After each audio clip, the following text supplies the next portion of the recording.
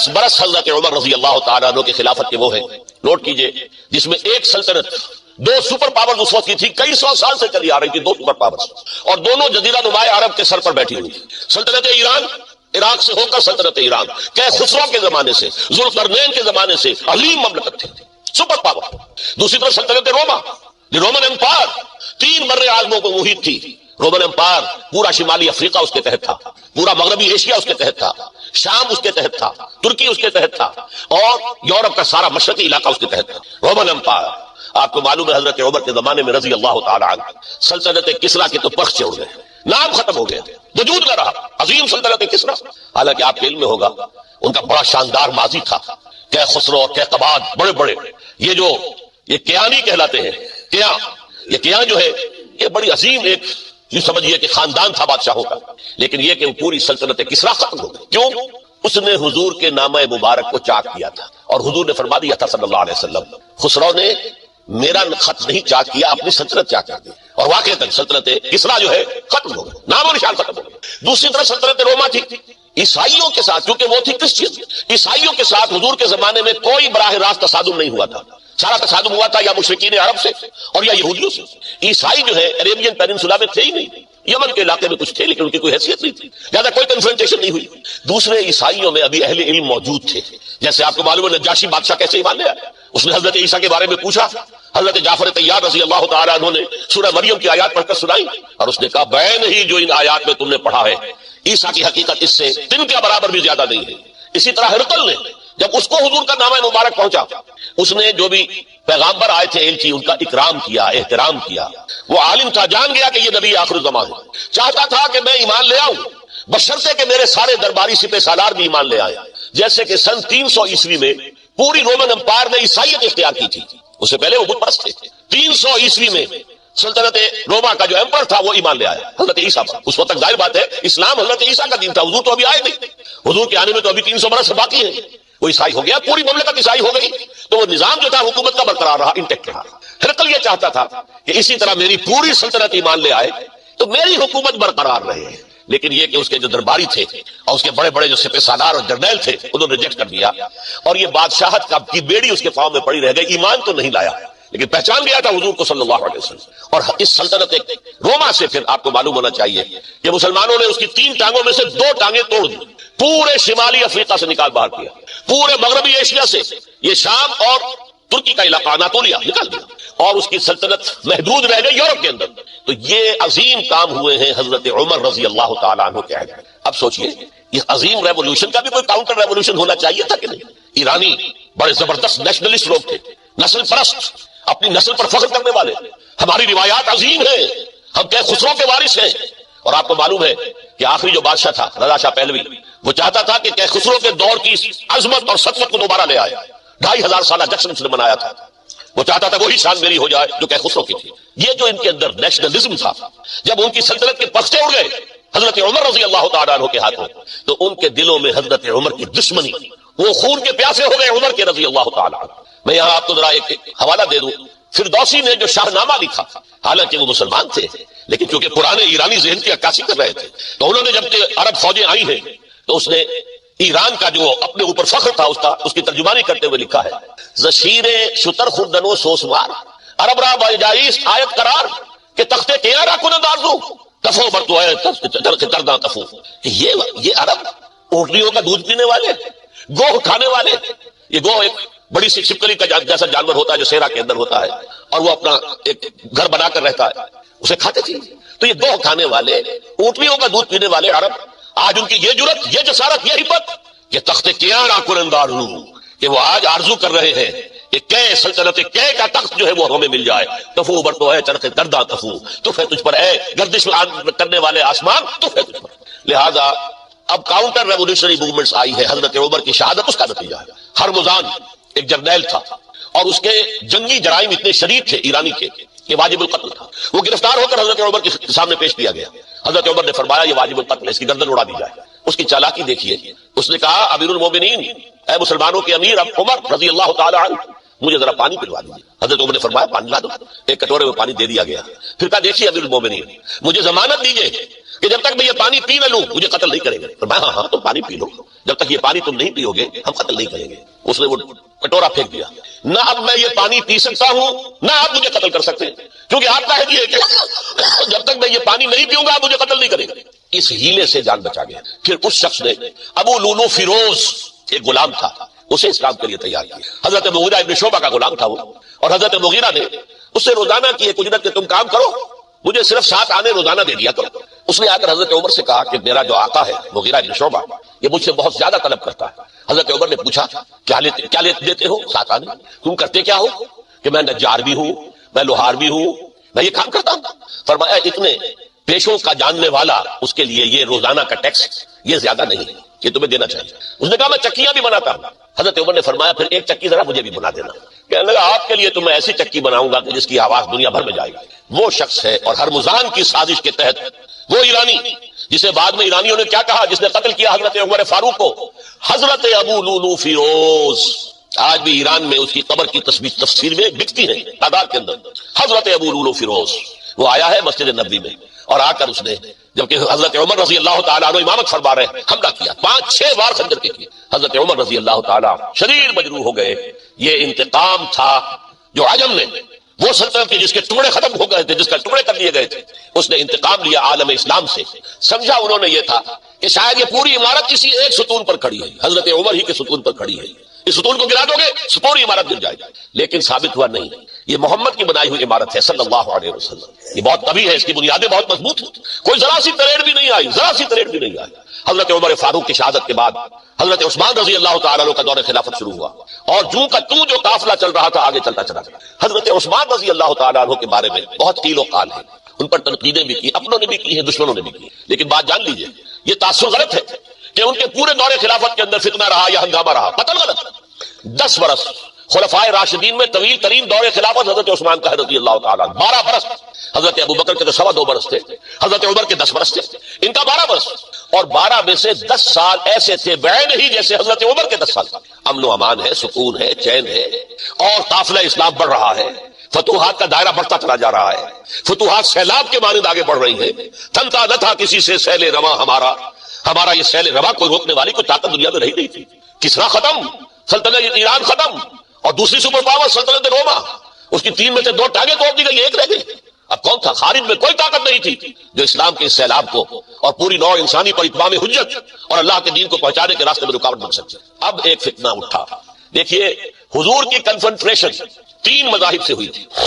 ایک مذہب مشرکین کا، شرک کا قلع کما کر دیا گیا جدید الماء عرب سے، ختم ہو گیا. انہوں نے کاؤنٹر ریولوشنری موومنٹس اٹھائی حضرت ابو بکر کے زمانے میں، ان کو کرش کر دیا حضرت ابو بکر صدیق رضی اللہ تعالیٰ عنہ، چاہے ہزاروں صحابہ شہید ہوئے. اس کے بعد دوسری طاقت کون تھی؟ مذہبی یہودی.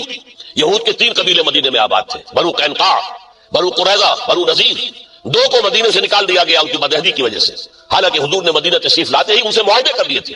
ان کا میثاق مدینہ یہ در حقیقت ایک پیکٹ تھا، جوائنٹ ڈیفنس آف مدینہ کا.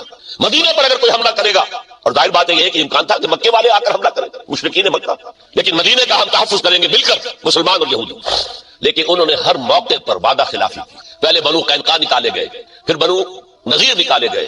غزوہ احزاب کے موقع پر بدترین جو ہے بدعہدی بنو قریظہ نے کی، اور ان کو بڑی سخت سزا دی گئی، کیونکہ انہوں نے خود کہا تھا کہ ہمارا فیصلہ سعد ابن معاذ رضی اللہ تعالی عنہ جو فیصلہ کر دیں گے وہ ہمارے حلیف ہے، جو فیصلہ کر دیں گے ہمیں قبول ہوگا.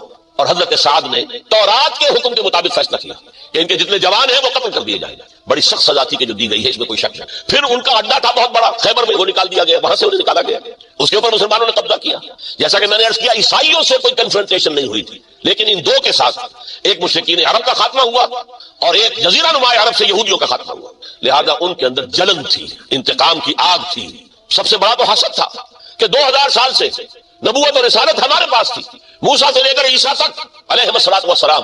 1400 برس ہماری تاریخ کے وہ ہیں کہ کوئی ایک لمحہ بھی نہیں تھا کہ کوئی نبی موجود نہ ہو. نوٹ کیجیے اس بات. حضرت موسیٰ 1400 قبل مسیح میں، اور حضرت عیسیٰ سن عیسوی کا آغاز. ان 1400 سالوں میں مسلسل نبوت بنی اسرائیل میں رہی. یہ حدیث ہے بخاری شریف کی، کانت بنو اسرائیل تسوسہم الانبیاء. بنی اسرائیل کی حکومت، ریاست، سیاست کا کام انبیاء کرتے تھے. اذا ہلاک نبی خلفہ نبی. جب بھی نبی کا انتقال ہوتا تھا ان کا خلیفہ دوسرا نبی ہوتا تھا. یہ چین ٹوٹی نہیں. 1400 برس آپ کو معلوم ہے حضرت داؤد بادشاہ بھی ہے, خلیفہ بھی ہے, نبی بھی ہے. ان کے بیٹے حضرت سلیمان بادشاہ بھی ہے, نبی بھی ہے, خلیفہ بھی ہے. اسی طریقے سے یہ سلسلہ چلتا رہا. تورات انہیں دی گئی, انجیل انہیں دی گئی, زبور انہیں دی گئی, بے شمار صحیفے اور دوسرے چھوٹے نبیوں کو دیے گئے.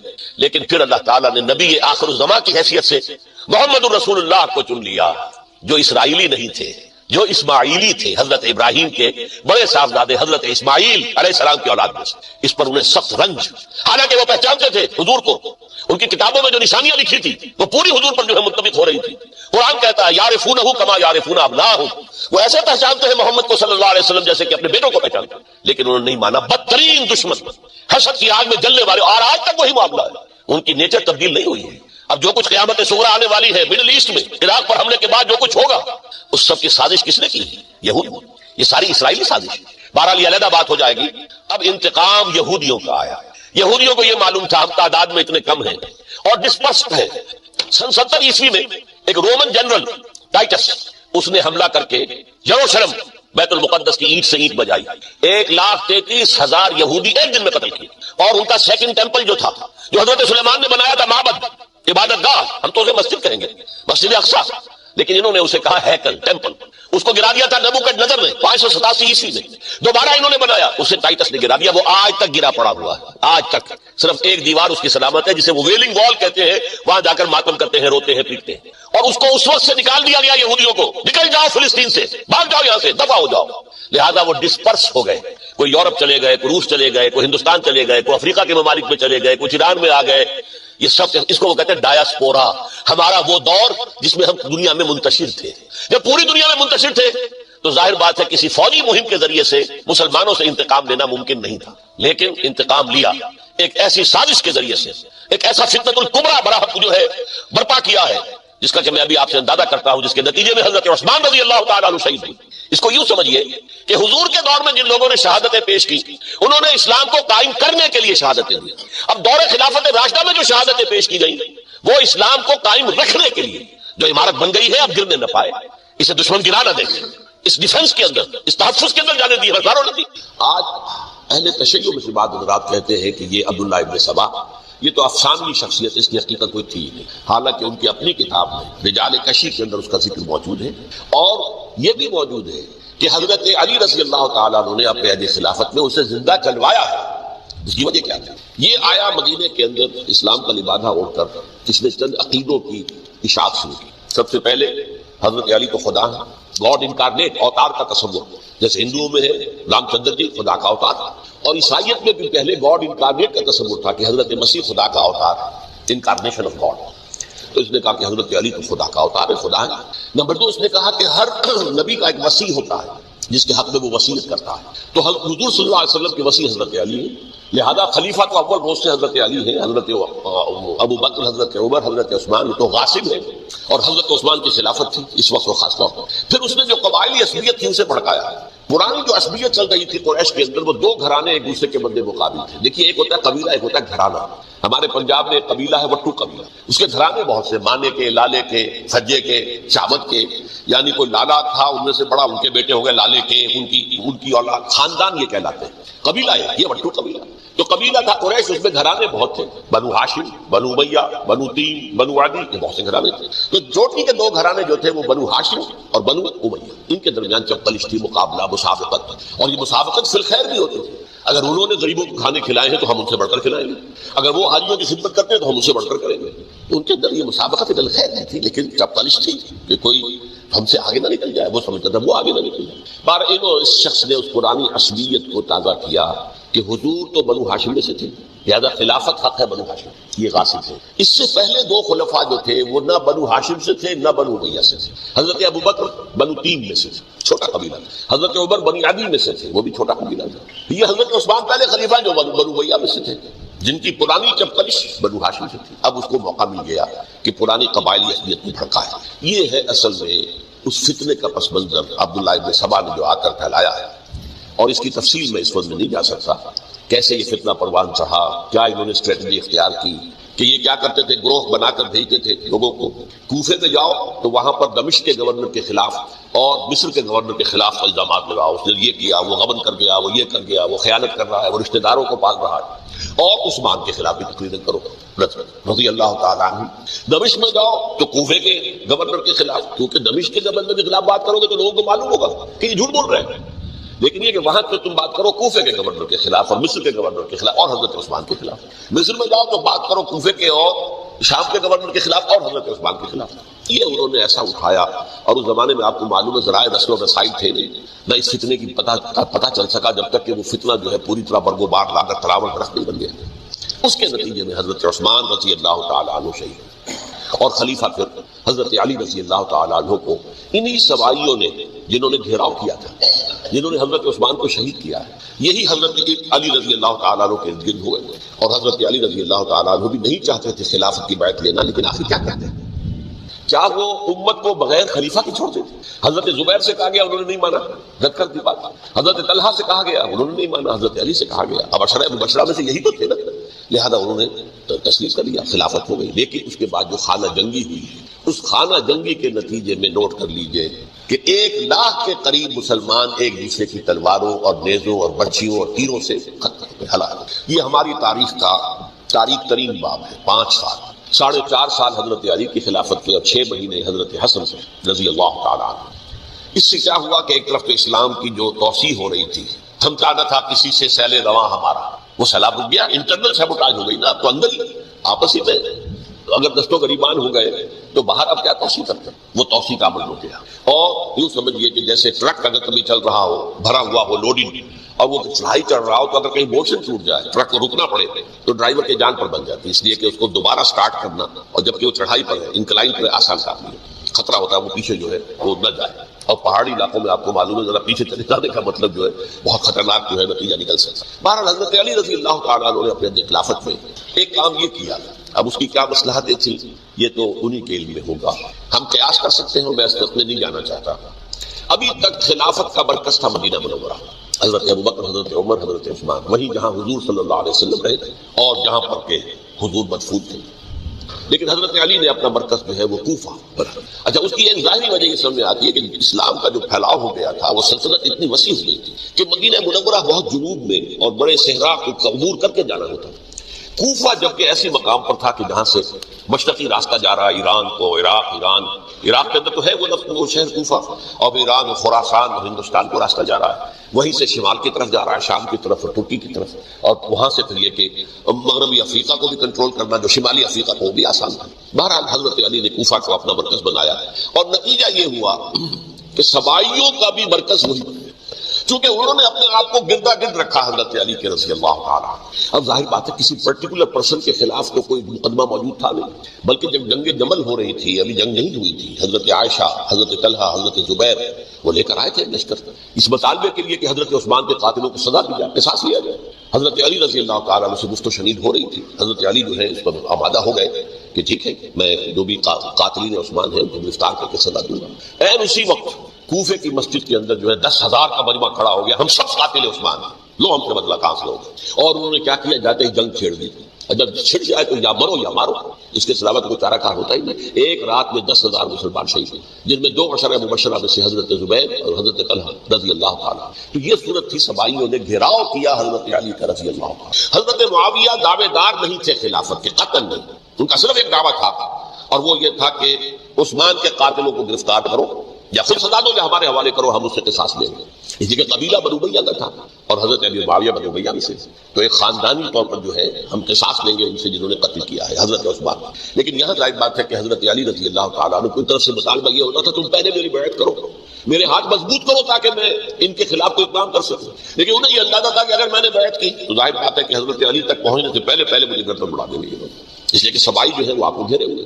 بہرحال ایک عجیب الجھاؤ، ایک ڈائلیما تھا جس کی وجہ سے یہ جنگ چلتی رہی، اور حضرت علی رضی اللہ تعالیٰ عنہ کو انہی کے شیعان علی ہی کے اندر سے وہ جماعت علیحدہ ہوئی تھی جس کو ہم خوارج کے نام سے جانتے ہیں، اور ایک خارجی ابن ملجم ہی نے حضرت علی کو شہید کیا رضی اللہ تعالیٰ. پھر حضرت حسن رضی اللہ تعالیٰ عنہ، اب دیکھیے کس قدر صحیح بات تھی جو حضرت علی رضی اللہ تعالیٰ عنہ نے فرمائی جب ان سے کہا گیا کہ کیا ہم آپ کے بیٹے حسن کے ہاتھ پر بیعت کر لیں رضی اللہ تعالیٰ عنہ. فرمایا نہ میں تمہیں اس کا حکم دیتا ہوں نہ میں اس سے روکتا ہوں، یہ تمہارا معاملہ ہے. امرہم شورا بینہم، تم اپنے باہمی مشورے سے جو فیصلہ کرو گے ٹھیک ہے، میں نہ حکم دیتا ہوں نہ روکتا ہوں. اس کا کیا مطلب ہے؟ باپ کے بعد بیٹے کی خلافت ہرگز حرام نہیں ہے، ورنہ کہتے کیسے ہو سکتا میرا بیٹا؟ نہیں، یہ نہیں کہا. حضرت عمر سے بھی کہا گیا تھا کہ اپنے بیٹے کو نامزد کر دیں، عبداللہ ابن عمر کو، تو انہوں نے جواب میں کیا کہا؟ اسے تو طلاق دینی بھی نہیں آتی. انہوں نے اپنی کسی زوجہ کو طلاق دی تھی اور اس میں جو صحیح ترین طریقہ ہے وہ اختیار نہیں کیا تھا. انہیں طلاق دینے تک نہیں آتی تو میں اسے طریقہ بنا دوں. یہ نہیں کہا تھا کہ باپ کے بعد بیٹا خلیفہ نہیں ہو سکتا، یہ تو نہیں تھا، کہیں حرام نہیں، نہ کتاب و سنت میں، نہ کوئی حدیث ہے، نہ کہیں قرآن مجید میں. تو حضرت علی نے بھی فرمایا رضی اللہ تعالیٰ نہ میں روکتا ہوں نہ حکم دیتا ہوں، یہ تمہارا اپنا معاملہ ہے. بہرحال حضرت حسن رضی اللہ تعالیٰ عنہ نے حضرت امیر معاویہ سے صلح کر لی، خلافت ان کو سپرد کر دی. دیکھیے میں حضرت ابوبکر، حضرت عمر، حضرت عثمان، حضرت علی کے ساتھ حضرت حسن کے دور خلافت کو بھی خلافت راشدہ میں سے سمجھ، اور تبھی 30 سال پورے ہوتے ہیں اس حدیث کے مطابق کہ حضور نے فرمایا خلافت کی 30 برس رہے گی پھر ملوکیت آ جائے. تو حضرت حسن کا بہت بڑا کارنامہ یہ ہے کہ اس خانہ جنگی کا دروازہ بند کر، اور یہ پیشن گوئی تھی حضور کی صلی اللہ علیہ وسلم. حضرت حسن سے جب بچے تھے حضور کے انتقال سے پہلے، میرا یہ بیٹا مسلمانوں کے 2 گروہوں میں صلح کرائے گا، یہ حضور کی پیشن گوئی تھی. اور وہ پیشن گوئی حضرت حسن کے علم میں بھی ہوگی یقیناً. بہرحال انہوں نے صلح کی حضرت امیر معاویہ کے ساتھ رضی اللہ تعالیٰ عنہ، خلافت ان کے حوالے کر دیا، اور کچھ شرائط تھیں طے ہو گئی. اللہ خیر سے حضور کی تو یہ پیشن گوئی جو ہے صحیح ثابت ہوئی کہ میرا یہ بیٹا مسلمانوں کے 2 بڑے گروہوں کے درمیان صلح کرا دے. اور سبائیوں نے انہیں تعنے دیے، یا عار المومنین، اے مومنوں کے لیے موجب عار، موجب شرم، تم نے بزدلی دکھائی ہے، تم نے امیر معاویہ کو خلیفہ تسلیم کر دیا، تم نے بزدلی دکھائی. معاذ اللہ ثم معاذ اللہ ثم معاذ اللہ. اب میں کچھ باتیں حضرت امیر معاویہ کے بارے میں کہنا چاہتا ہوں، اس لیے کہ وہاں اس میں میں نے حضرت معاویہ کے بارے میں یہ تو بہت حدولت کے ساتھ کہا تھا، اور میں اب بھی اس پر قائم ہوں اور پوری طریقے سے قائم ہوں. میرا مستقل موقف یہی ہے کہ حضرت معاویہ رضی اللہ تعالیٰ عنہ کے دور خلافت کو ہم خلافت راشدہ میں شامل نہیں سمجھتے، اہل سنت میں سے کوئی بھی نہیں سمجھتا. لیکن اس کے ساتھ میں نے حضرت امیر معاویہ کے کچھ مناقب بھی بیان کیے تھے تاکہ پلڑا جو ہے ترازو کا اس کے دونوں پلڑے سامنے آئے. لیکن یہ وہ حصہ میں نے اس بیان کا نکال دیا، ختم کر دیا گیا. یہ میں نہیں جانتا کہ اس میں کیا مصلحت دیکھی گئی ہے. اس میں تو کسی کے لیے کوئی معاملہ ایسا نہیں تھا کسی کے جذبات کو جو ہے وہ ٹھیس پہنچانے والا، کیونکہ میں نے کہا وہ خلیفہ راشد نہیں تھے، صاف میں نے کہا، بلکہ وہ دور ملوکیت کا آغاز ان سے ہو گیا ہے. بلکہ جب ایک صاحب نے یہ کہا کہ کربلا کے بعد سے دور ملوکیت آ رہی تھی، تو میں نے کہا نہیں جناب، دور ملوکیت تو 20 سال پہلے پوری ہو چکی تھی، شروع ہو چکی. حضرت امیر معاویہ کے بھی 20 سال میں وہ دور ملوکیت میں شمار ہوا. انہیں کسری العرب بھی کہا گیا، عرب کے کسرا جو شہنشاہ ایران کا خطاب تھا. حضرت معاویہ رضی اللہ تعالیٰ عنہ کو کسری العرب کہا گیا، عرب کا کسرا ہی. لیکن دوسری طرف یہ ہے کہ وہ صحابی رسول رضی اللہ تعالیٰ حضور کے برادر نسبتی بھی ہیں، حضور کے صالح ہیں.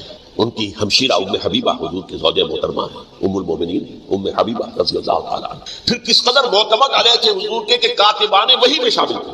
وحی کی کتابت کرنے والے چند لوگ تھے جنہیں کہ حضور کہتے تھے کہ اب یہ آیت لکھ لو.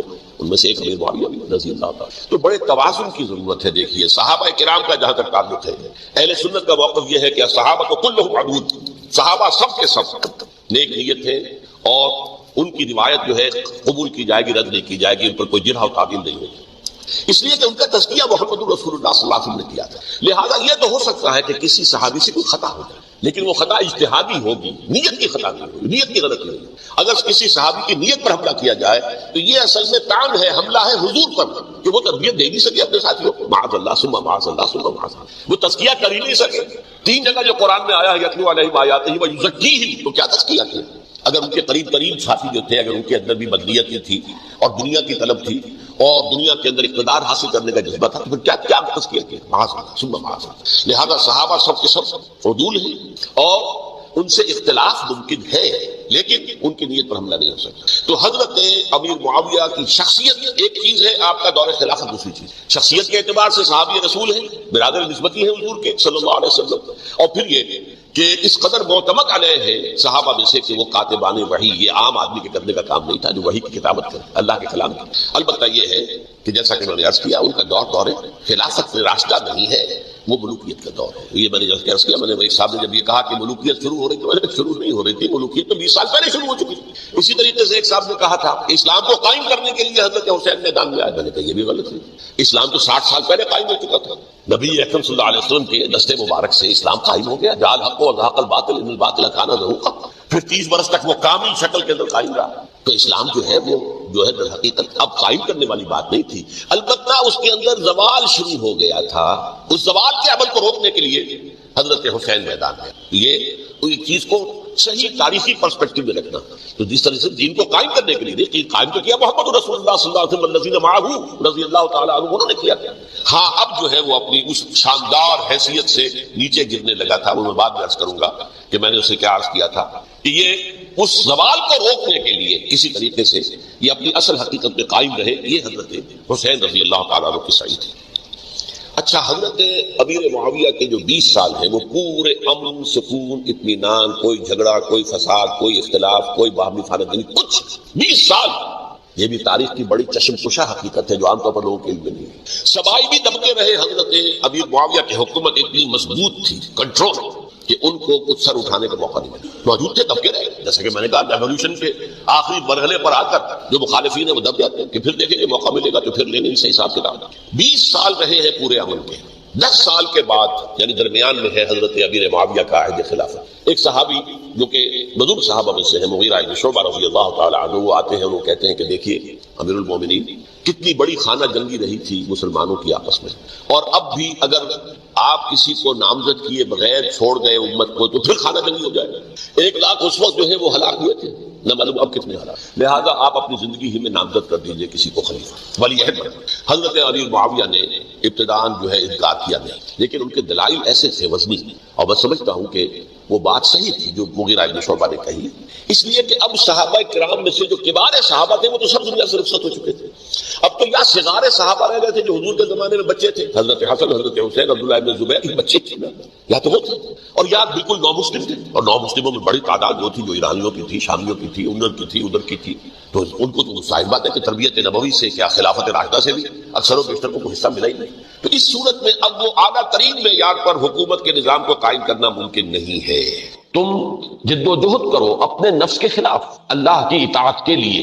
یعنی جب اب دیکھیے اس قدر گہرا تعلق ہجرت و جہاد کے درمیان ہے، اس لیے میں نے 2 الفاظ استعمال کیے تھے کہ یہ سلبی اور اثباتی پہلو ہے ایک ہی حقیقت کے. مجھے معلوم ہے کہ فلاں شے حرام ہے، فلاں شے اللہ کو پسند نہیں ہے، میں عزم کرتا ہوں کہ اس کو چھوڑ دوں گا، لیکن میرے نفس کو وہ مرغوب ہے، میرا نفس اس کی طرف شدید رغبت رکھتا ہے، تو اب لازم ہے کہ میں اپنے نفس کے خلاف جد و جہد کروں، اسے دباؤں.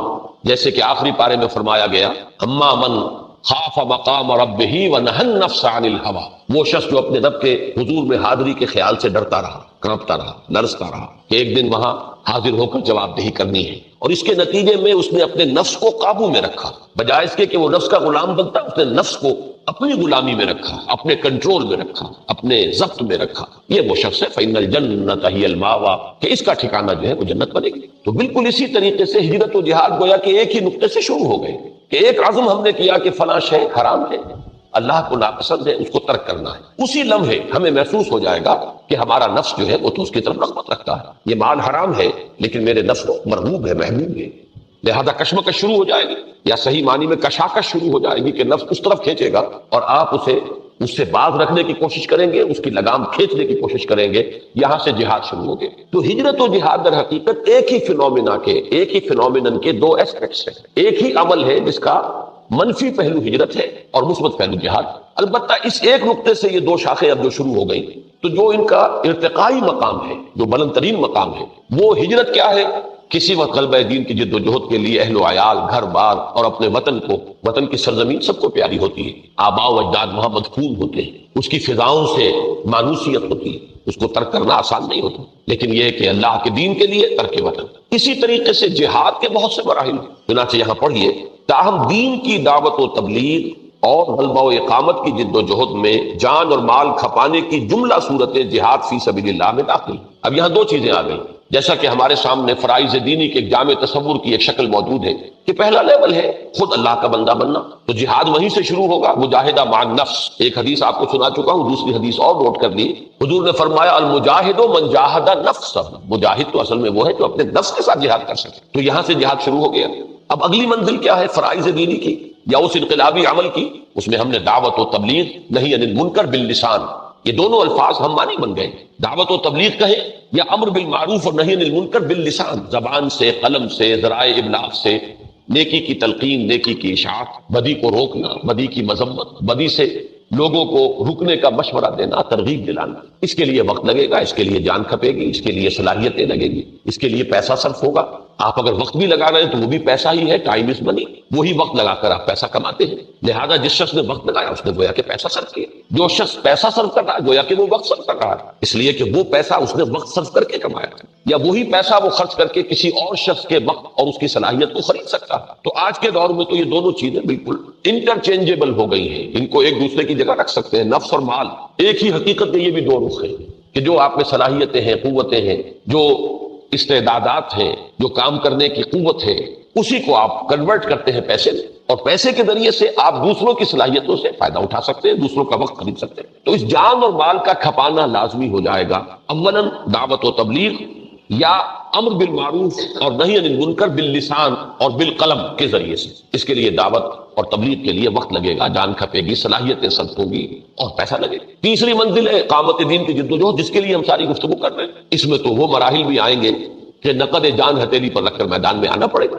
یہاں آ کر جہاد جو ہے وہ پھر قتال فی سبیل اللہ کی شکل اختیار کر لیتا۔ چنانچہ جس طرح ہجرت کا ضربہ سنام ہے ترک وطن، اسی طرح جہاد فی سبیل اللہ کا ضربہ سنام، اس کی چوٹی کیا ہے؟ قتال فی سبیل اللہ۔ یہی وجہ ہے کہ جس طرح ہجرت کے ضمن میں ہم نے ابھی دیکھا کہ شروع تو وہ ہو گئی، اس سے ترک معاصی سے شروع ہو گئی، ان تہجر ما کرہ ربک، یہاں سے ہجرت کا آغاز ہو گیا۔ اسی طریقے سے جہاد کا آغاز ہو گیا، ان تجاہد نفسک فی طاعت اللہ، لیکن ہجرت کی چوٹی وہ ہے اور جہاد بھی بہت سے مراحل سے گزرتا ہوا بالآخر قتال فی سبیل اللہ تک پہنچتا ہے، جو اس کا ضربہ سلام ہے۔ تو جس طرح وہاں پر آغاز کرتے ہی نیت رکھنی ضروری ہے کہ وہ وقت آئے کہ ہم ترک وطن کریں اللہ کے دین کے لیے، اسی طرح یہاں مجاہدہ مع النفس کے ساتھ ہی اس نیت کا ہونا ضروری ہے کہ اللہ تعالیٰ وہ وقت لائے، بلکہ نیت نہیں، خواہش ہونی چاہیے۔ حضور صلی اللہ علیہ وسلم نے فرمایا لَوَدِدْتُ أَنْ أُقْتَلَ فِي سَبِيلِ اللَّهِ ثُمَّ أُحْيَا ثُمَّ أُقْتَلَ ثُمَّ أُحْيَا، میری شدید خواہش ہے کہ میں اللہ کی راہ میں قتل ہو جاؤں، پھر مجھے زندہ کیا جائے، پھر ایک مرتبہ مجھے اللہ کی راہ میں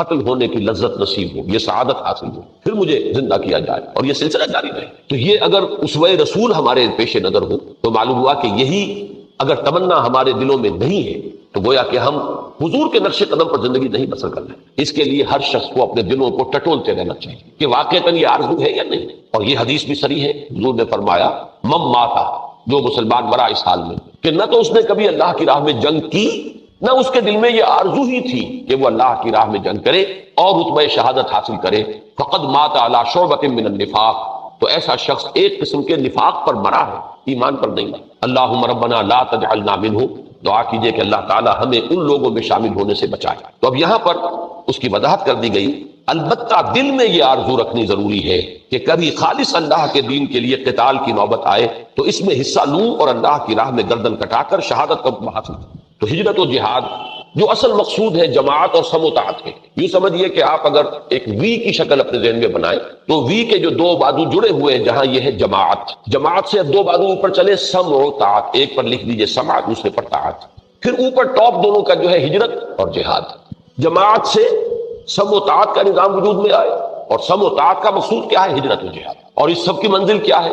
غلبہ دین حق لیظہرہ علی الدین کلہ، اور جس کا اصل حاصل کیا ہے کہ وہ نظام عدل و قسط عملاً نافذ ہو جائے جو اللہ نے اپنے رسول صلی اللہ علیہ وسلم کے ذریعے سے نوع انسانی کو عطا فرمایا۔ تو اب آئیے تیسری اصطلاح ہے سمع و طاعت، گویا کہ ہم اوپر سے نیچے اتر رہے ہیں۔